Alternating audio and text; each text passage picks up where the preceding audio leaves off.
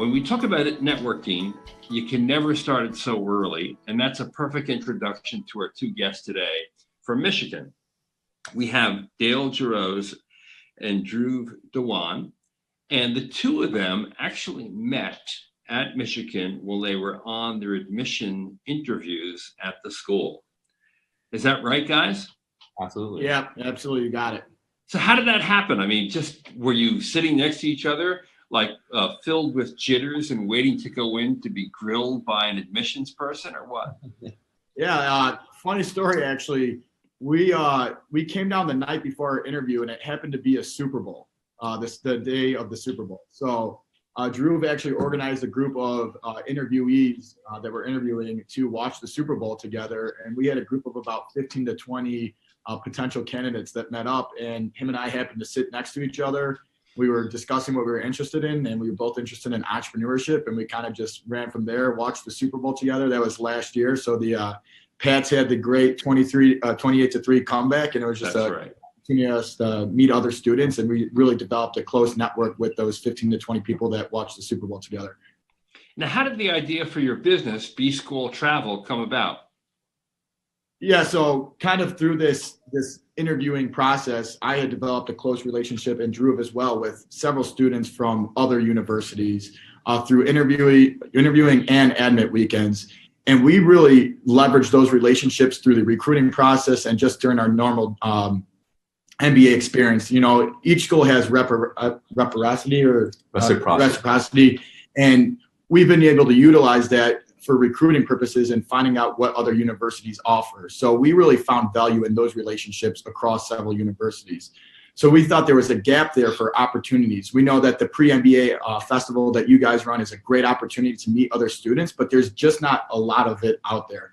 Another thing we found was, you know, University of Michigan runs MTrek, and we know Kellogg runs Quest, and there's several of these programs out there, but for several universities, there's not. So there's not this whole opportunity for students to participate in a pre-MBA networking opportunity and travel opportunity and really get that global immersion type of experience before even coming to Ross. So we kind of saw a gap in both of those avenues and thought that it would be an extremely great idea and a huge value add to students to provide them with that international global experience, that travel experience, and also help them develop their networks across several universities at the same time. So kind of just mesh those together, and the idea fostered between the two of us, and we kind of were fortunate enough to utilize our classmates here as customer discovery to find out what they would really want in this type of an experience. Now, usually the first year of an MBA is the most grueling part of the educational journey. The core curriculum tends to be incredibly demanding, and historically business schools just throw so much work at you, in part to make you prioritize the work and understand that that's going to be your life and a job that's meaningful and provides fulfillment. How in the world did you guys find enough time to actually start a business in your first year at business school? You know, for us, we came in with this mindset. We want to start a business. Yes, the core is important. We would be lying if we said we didn't go to some of these corporate presentation hosted by Byrne or Boston Consulting Group, some of these amazing tech companies. But we kind of knew on the outset that this is what we want to do, and you have to prioritize.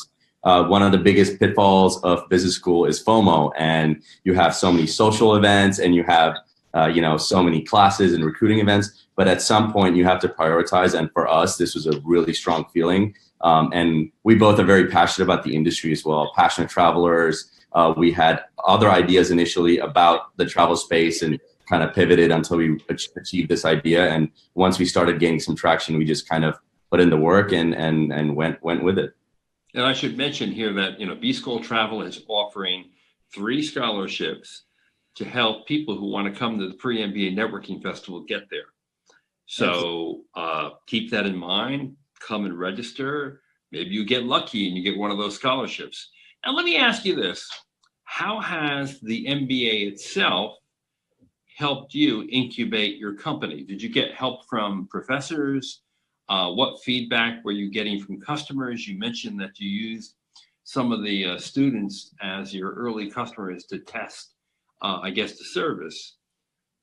So, MBA is just the biggest thing in the beginning is having that .edu name. And I can only speak to, Michigan's network, but when you have that Go Blue and you're reaching out to people, they're picking up the phone and they're making the necessary connections.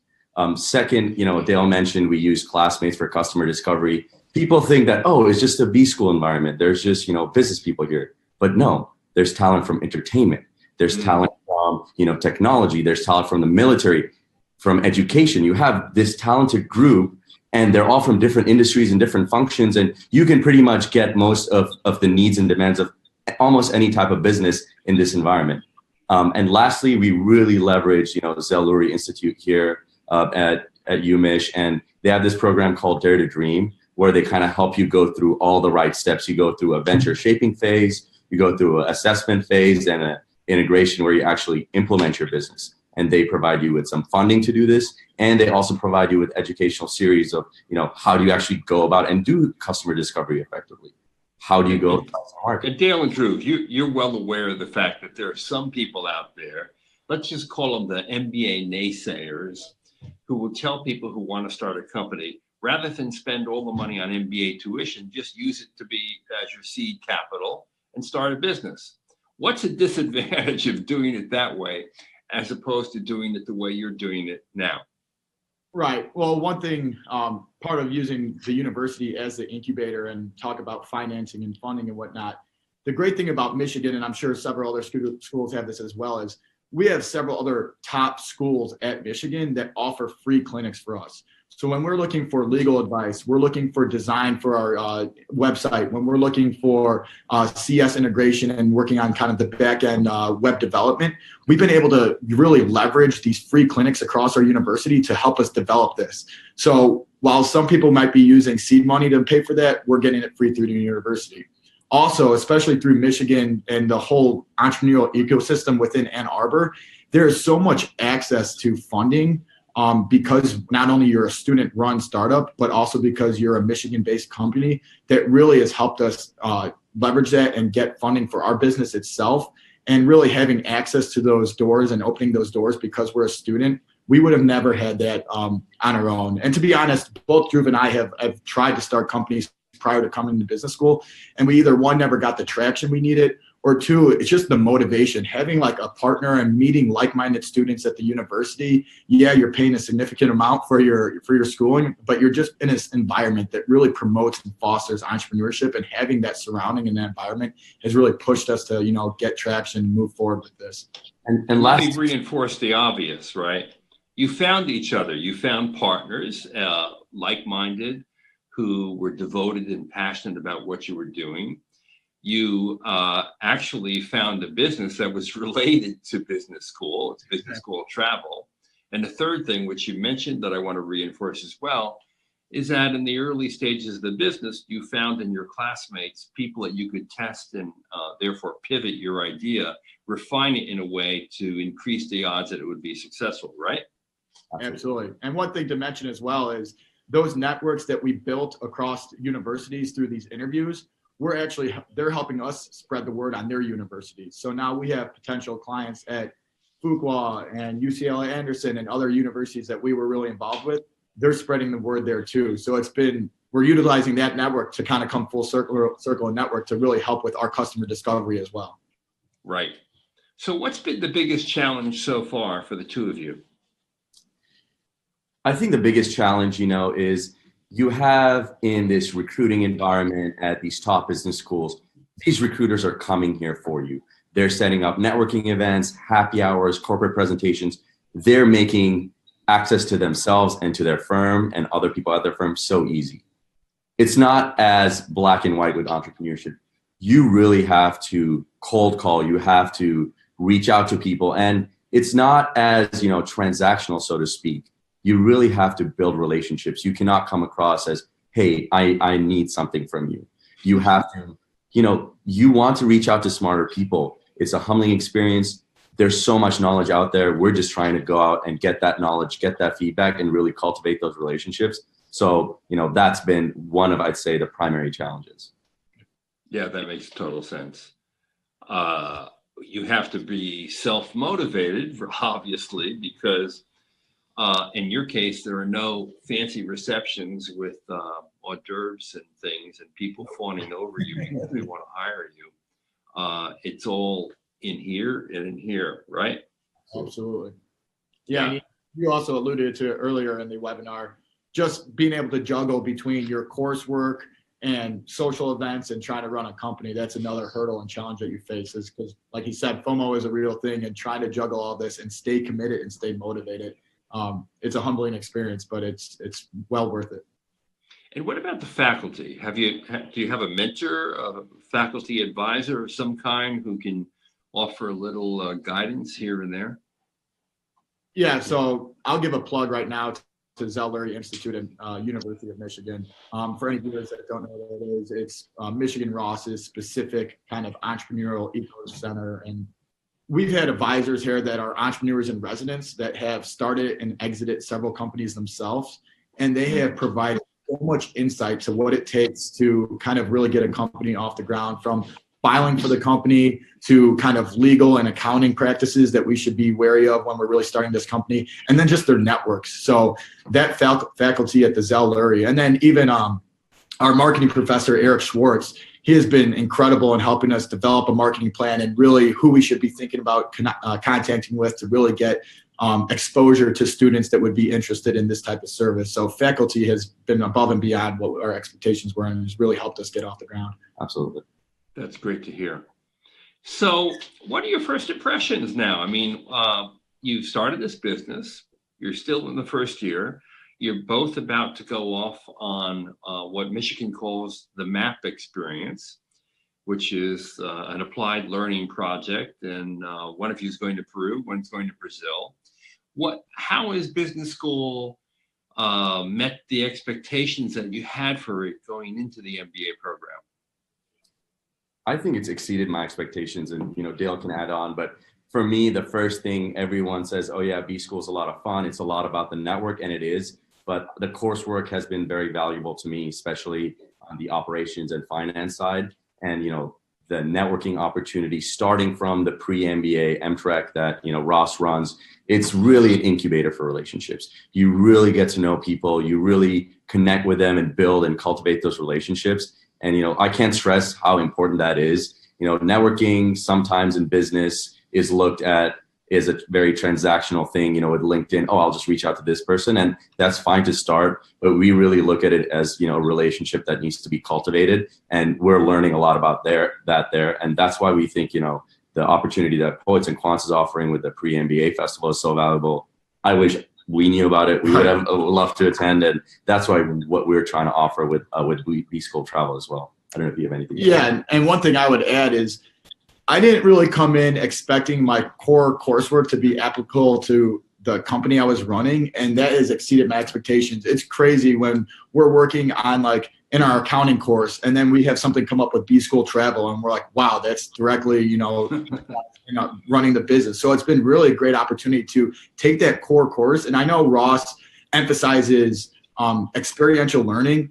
I will urge that there's no better way of experiential learning than taking your core course classes and running it in a business. And Drew and I have the similar sentiment that we believe there's no better time to start a business school or start a company than in business school, because it's kind of this fail-safe environment. If you crash and burn, you're going to fall back on an MBA degree from one of the top universities. And trust me, it might take a few extra weeks than your classmate, but you're going to end up getting a good job, and it's going to be okay. So we're really excited, and that's really been part of the experience and the process for us. Yeah, that's true. And I think that's a point that very few people realize.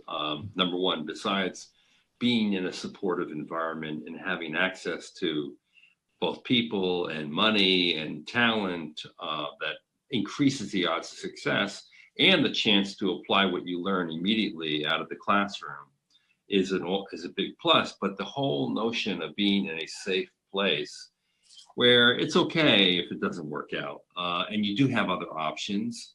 And in fact, even though it looks like that the average percentage of graduates from business schools that start companies right away is only 5%, a lot of people do it as a sideline, or they do it 3 to 5 years out of school and kind of start slow and evolve into it. So I think that what you learn in a good MBA program is the basics of business to help assure that the odds fall in your favor instead of out of your favor. Absolutely. Couldn't agree with you more. So if you had advice for other people who want to go to business school and have a notion that they would like to control their own destiny and do a startup, what advice would you have? Yeah, so I guess a few things that come to mind right off the bat is stay focused.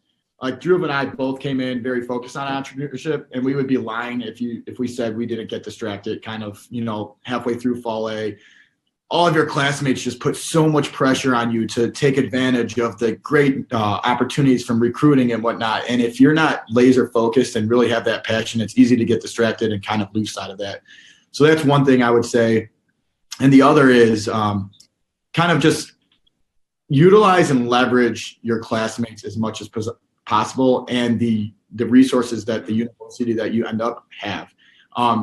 One thing that I've told him, and we talked about this in length, is we cannot believe how much people are willing to help if you just ask. And that's something I was a little uncomfortable with coming into business school, but we found if you just ask, 9 times out of 10, people want to help you. They want to see you succeed, especially in this university environment.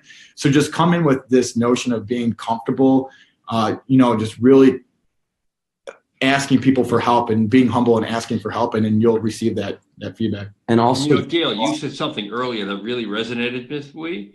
And it was sort of the .edu at the end of your email. Absolutely.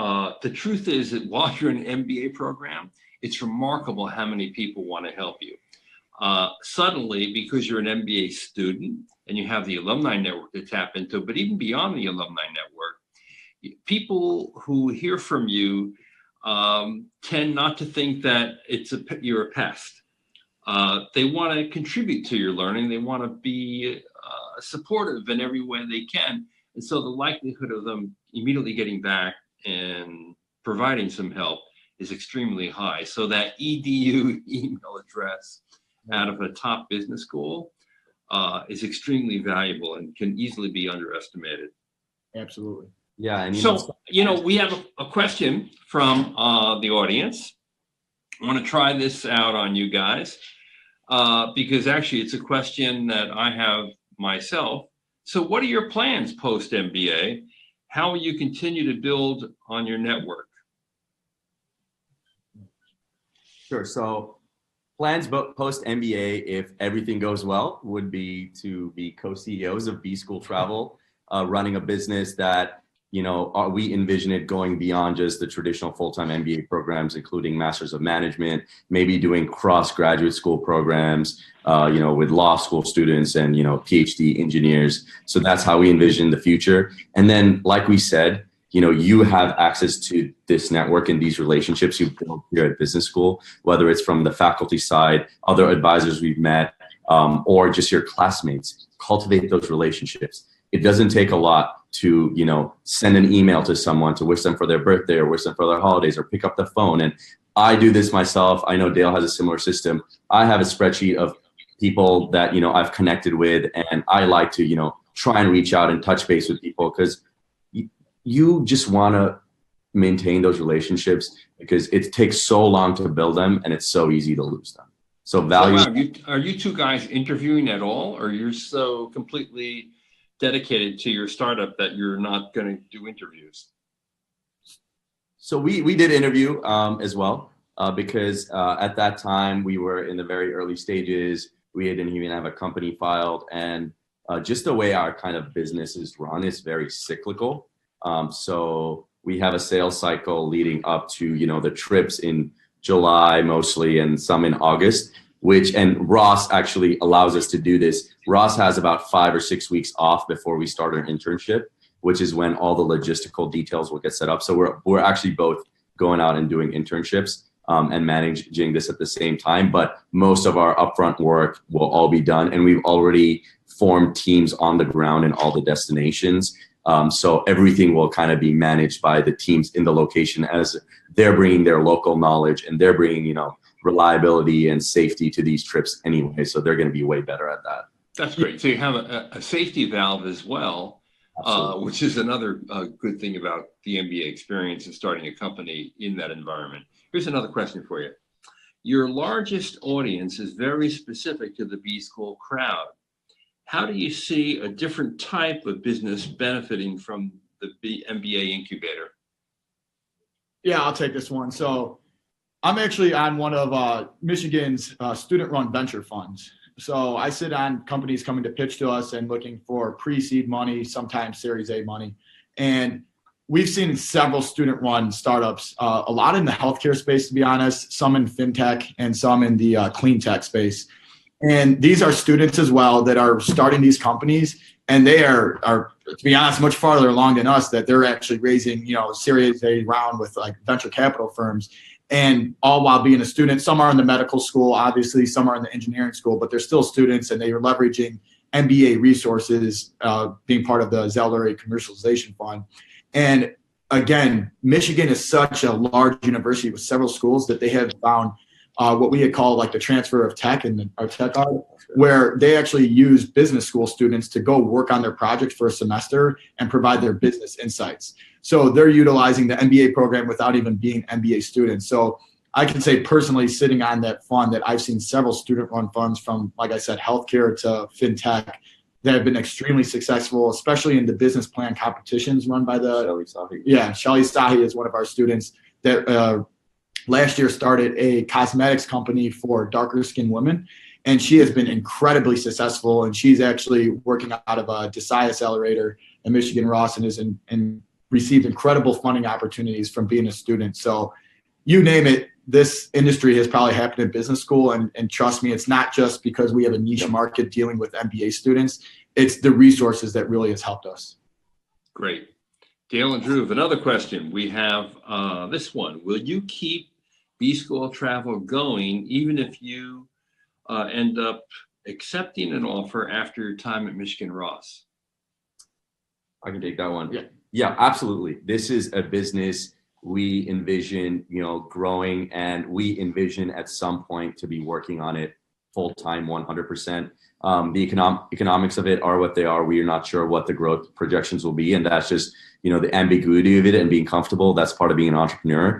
But we already are working on hiring someone to manage some stuff over the summer, and full time. We're looking to also hire a general manager if the need arises. But we're 100% committed to this, and we have a vision to growing this beyond MBA programs and making this, a networking company, and going even beyond travel into other avenues. So this is definitely something that's going to stay with us. Yeah, one thing I'd like to also add is we also have an entrepreneurship and venture capital club, and one of the main things that they promote is what's called a side hustle, and that's really, working professionals that have a startup on the side or have a business that they're managing on the side that's providing supplemental income. So even if this didn't grow to what we really imagine it being, it's still something that, because of our sales cycle, could be managed as a side hustle. Yeah. And I would encourage everyone to try to develop a small side hustle themselves to really just understand the entrepreneurial sense. And I think that will make you a better full-time employee for whatever corporation you go to. And that's kind of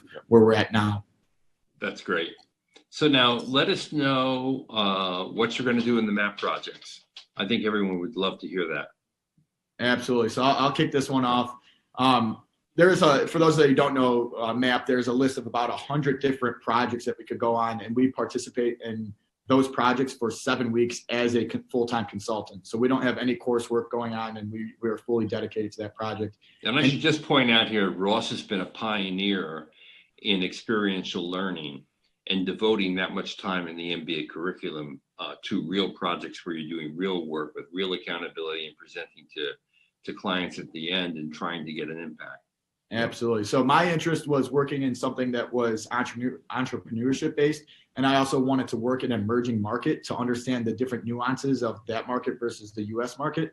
So I'm actually headed to Sao Paulo, Brazil for 3 weeks now, and then 4 weeks afterwards in Ross, working with venture capital firms on how we could better help the entrepreneurial ecosystem access capital. So it's very difficult for those startups in Brazil to get funding. It's a lot easier in the US. So how can we help those startups get funding, whether it's through cryptocurrency and some ICOs, or whether it's through crowdsourcing or traditional venture capital and how we can help those entrepreneur companies. That's a great challenge. Absolutely. So, when I was a kid, I always wanted to be a doctor. So I wanted to go out and find something in the healthcare. Are you sure, or was it your parents who wanted you to be a doctor? It was actually me. I interned at a hospital and Wow.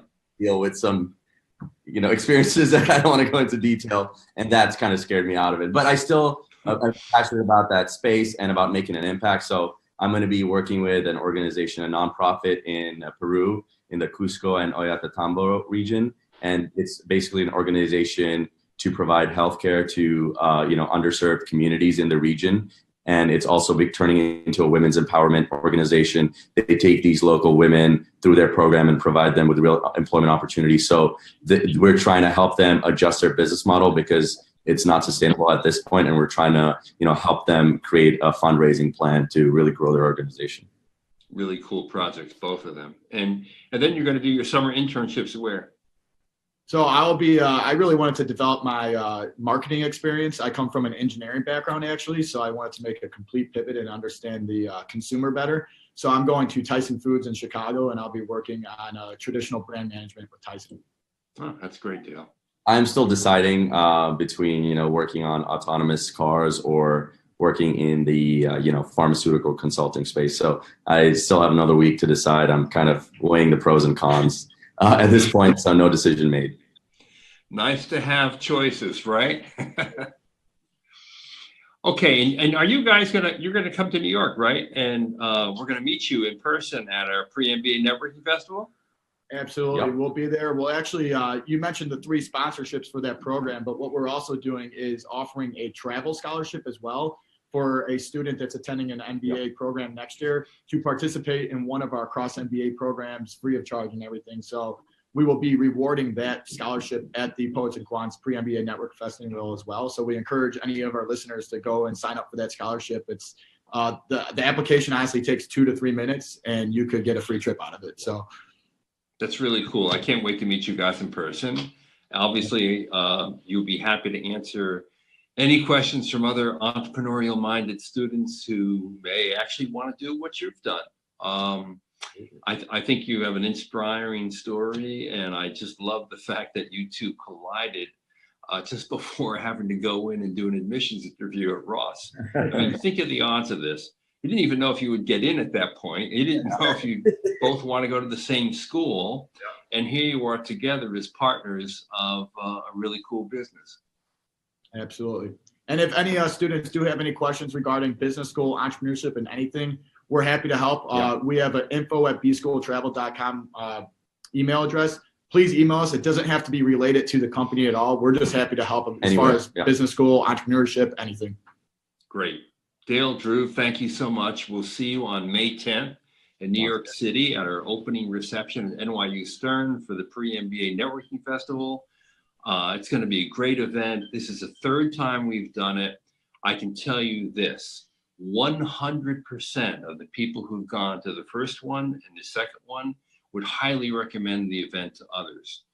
And I think that's because the hardest part of getting into business school is taking the darn GMAT or the GRE, filling out all those applications, those anxious moments, waiting for whether or not you're going to get an interview. And then finally, whether you're admitted, you're dinged, or you're waitlisted, that's an anxiety-filled process. But when you get the call from a school that you really want to go to, and they say you're in, you're on a real high. This is the second high in the journey, because when you come to the Pre-MBA Networking Festival, what you're going to find is that you are the prize. There are all these world-class, most admired companies in the world who want to entertain you, who want to engage you, who literally want you, and immediately in one event, you see the doors open, and it kind of reaffirms your decision to take this journey for an MBA. So Dale and Drew, I'll be seeing you in New York. For everyone else out there, thanks for joining us. Thanks for watching. Take care. Take care. Thank you.